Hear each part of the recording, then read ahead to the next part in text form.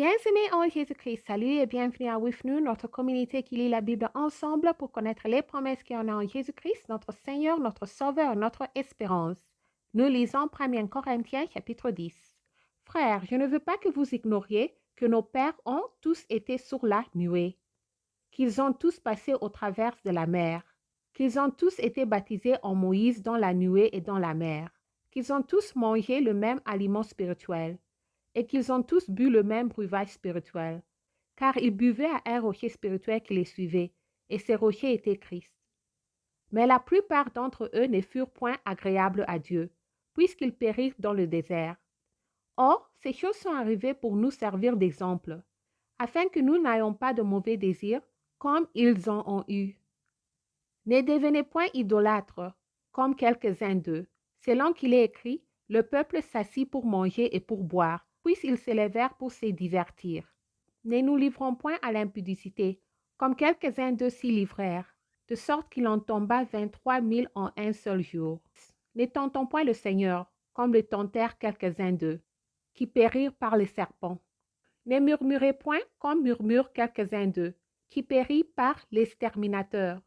Ces choses leur sont arrivées pour servir d'exemple, et elles ont été écrites pour notre instruction, à nous qui sommes parvenus à la fin des siècles. Ainsi donc, que celui qui croit être debout prenne garde de tomber.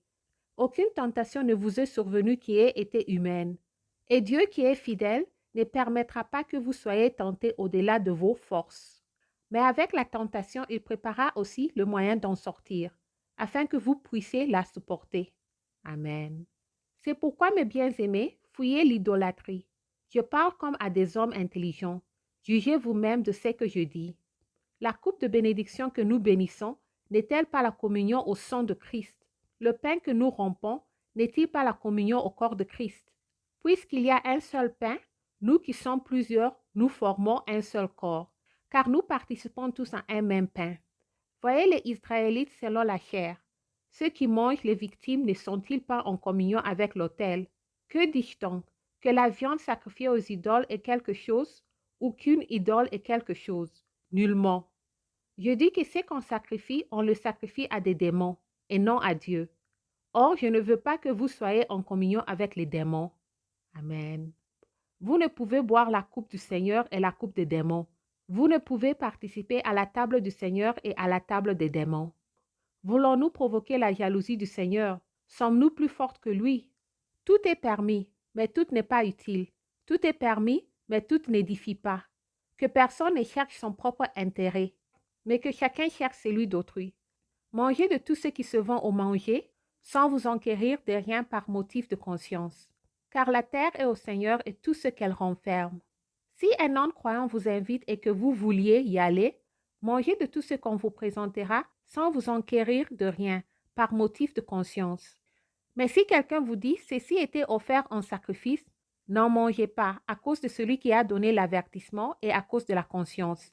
Je parle ici non de votre conscience, mais de celle de l'autre. Pourquoi en effet ma liberté serait-elle jugée par une conscience étrangère? Si je mange avec action de grâce, pourquoi serais-je blâmé au sujet d'une chose dont je rends grâce? Soit donc que vous mangiez, soit que vous buviez, soit que vous faisiez quelque autre chose, faites tous pour la gloire de Dieu. Amen.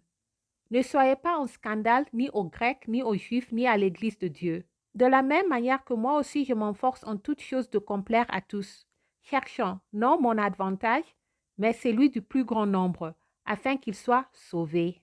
Merci d'avoir lu ensemble. J'améliore mon français en lisant la Bible. Restez en Jésus-Christ et shalom.